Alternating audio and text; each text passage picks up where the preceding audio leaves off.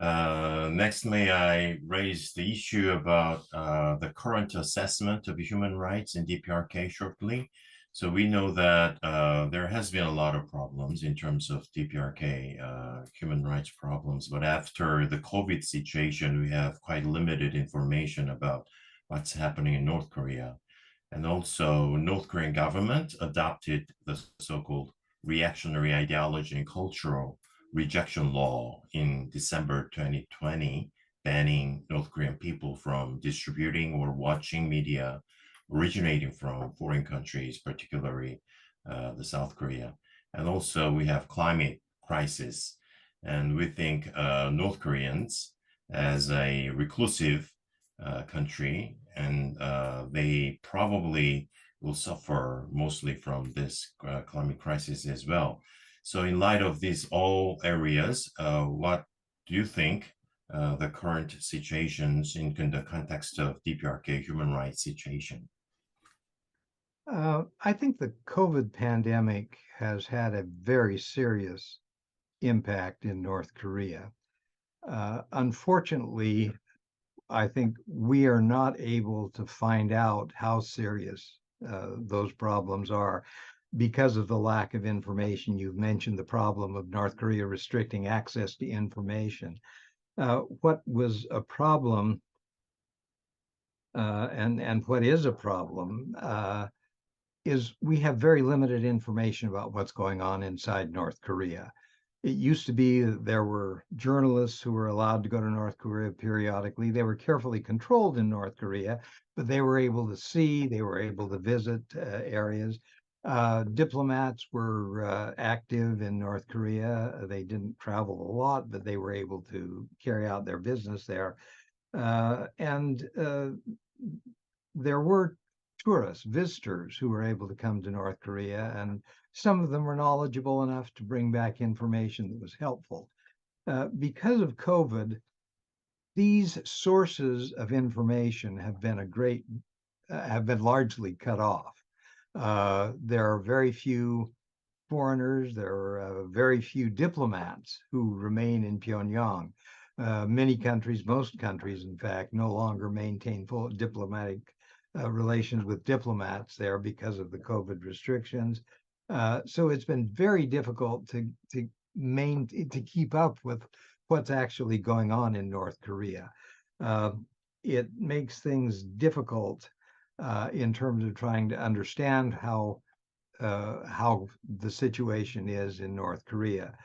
The information we have been able to see through satellites and border observations that have been conducted by the South Korean government largely, but to a large extent, the US has also followed these events. The information does not look very encouraging. The situation is serious, restrictions on movement of people. North Korea has always been a difficult country to move even within the country. It's become even more difficult because of the COVID restrictions. At the same time, because of the COVID restrictions, it's much more difficult for imports coming into North Korea. North Korea was heavily dependent on China for food aid and other things.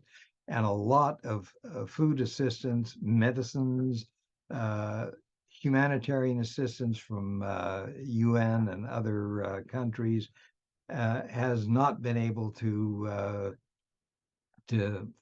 be carried out in North Korea. And the result is things, I think, are worse than they have been, but it's very difficult for us to document fully how serious the conditions are inside North Korea. And I think this has made it very difficult to know what's going on in North Korea, what the concerns are, and what might happen because of that. Okay. The last part of the questions are about the relation between North Korean nuclear and missile programs and North Korean human rights problem. So we know that the international community has implemented sanctions against DPRK. for its nuclear missile programs, and the negotiations for denuclearization has been locked in the stalemate. So how can we advance the North Korean nuclear problem with a relations with humanitarian problems? So how likely is the U.S. to fully integrate human rights issues into its overall DPRK policy, and also how can we further this situation with an effort to improve to DPRK human rights problems with the international community as a whole? Yeah, I think the United States has tried, uh, in terms of the sanctions that have been imposed by the United Nations and in terms of the unilateral sanctions that the United States has imposed on North Korea because of its missile and nuclear programs. We've tried to sanction the kind of goods that will contribute to the nuclear program, but not sanction or limit or prohibit humanitarian products that North Korea would like to import. Uh, Food, medicines in particular, and particularly important now with COVID. These kinds of things, we've tried to make them available. In some cases, we've gone a little too far. I think we have been too restrictive in the past on American non-government organizations having opportunity to travel to North Korea back before that was when that was still possible. So I think it's a balance of how do you limit the nuclear weapons. On the other hand, how do you prevent North Korea from abusing trade that's allowed for contributing to the nuclear and missile programs? And I think that's the question: is how do you balance them? The UN has also dealt with the same kind of problem, and we've tried to work to do that. The difficulty is the North Koreans are quite willing to take humanitarian food supplies, for example, that are provided and sell them rather than provide them to their people so they can have additional resources to use for their missile and nuclear programs. And so this makes it complicated because the North Koreans do not have a willingness to restrain their actions in order to feed their own people. And this, I think, is one of the problems that we face. It's very hard to connect the North Korean nuclear problems with human rights when North Korea is not willing to improve their own people's welfare at any cost. Yeah. Yeah, yeah. And one of the real difficulties we've had is monitoring what's going on. We were talking about this in the context of COVID because that's made it more difficult to monitor what's going on. We've tried to get around some of these limitations through increased use of satellite photography. And this is something that has been done. It's been very interesting in the last 3 or 4 years.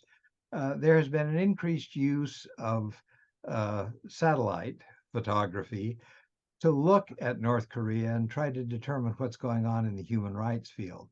There are a number of reports that have been produced. CSIS, the Center for Strategic and International Studies here in the U.S., has done reports looking at missiles and other things, but they've also looked at some of the prison camps and some of these other things. The Committee for Human Rights in North Korea has done some excellent reporting using satellite imagery to be able to look at what's going on in North Korea, even though we don't have people on the ground, even though we can't freely circulate and ask questions. When I was the special envoy for North Korea human rights issues, I'm going to tell you just a quick story here. One of the things that we found is I was able, in my position, to have access to classified information the U.S. government had provided, satellite imagery and so forth.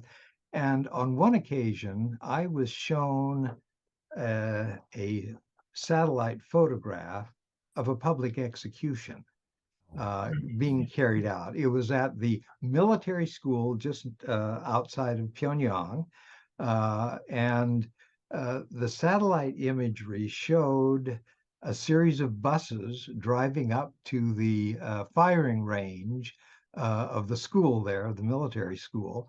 And then there was a special reviewing stand where people were taken and filled the stands. And then at the other end of the field, there were probably 6 individuals who were tied to poles who were shot. And this was all on satellite imagery. It was quite by accident that they happened to have the satellites focused at that point at that time. I was able, and it took me 2 or 3 months to get it done, to get that information unclassified so that it could be shown publicly to indicate what the North Koreans were doing. And that information has been available out there. And it has shown what goes on in North Korea. So the satellite imagery has been very helpful in terms of helping in the human rights area. It's extremely important for missiles. It's also important for human rights when we're able to identify, prisons and human rights violations actually taking place. So there's some good news in terms of being able to increase what we're able to see. I didn't know the satellite has been useful in the field of human rights as well. That's a very striking story. Yeah, no, that was very helpful. I see. Thank you. Lastly, I heard last year I traveled to DC and met some Korean watchers, and there was some worry and concern that in the US there are so many foreign policy issues such as Ukraine and US-China relations. So the North Korean issue has been not so salient in terms of priority. So do you feel that in the current situation? Yeah, it is very difficult when we've got Ukraine and Right. all of the other problems we've got going on, particularly problems in that area with China and those difficulties. Um, my my sense is that the United States would like to make progress, and we do have people who are involved, who are experienced, who have dealt with negotiations with the North Koreans on the nuclear issue. We have had continuing efforts on human rights, even though we have not had a special envoy for the last several years. There continues to be an effort to try to engage the North Koreans on a lot of these issues.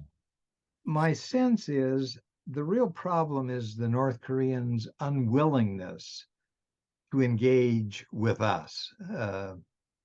The North Koreans and the Trump effort to engage with North Korea, the 2 meetings that took place, which produced very little, and the last one produced more negative than positive, has made it very difficult to re-engage with North Korea.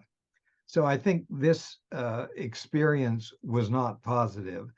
The other thing that's probably more important is that North Korea is preoccupied with COVID, what's been going on for the last 3 years.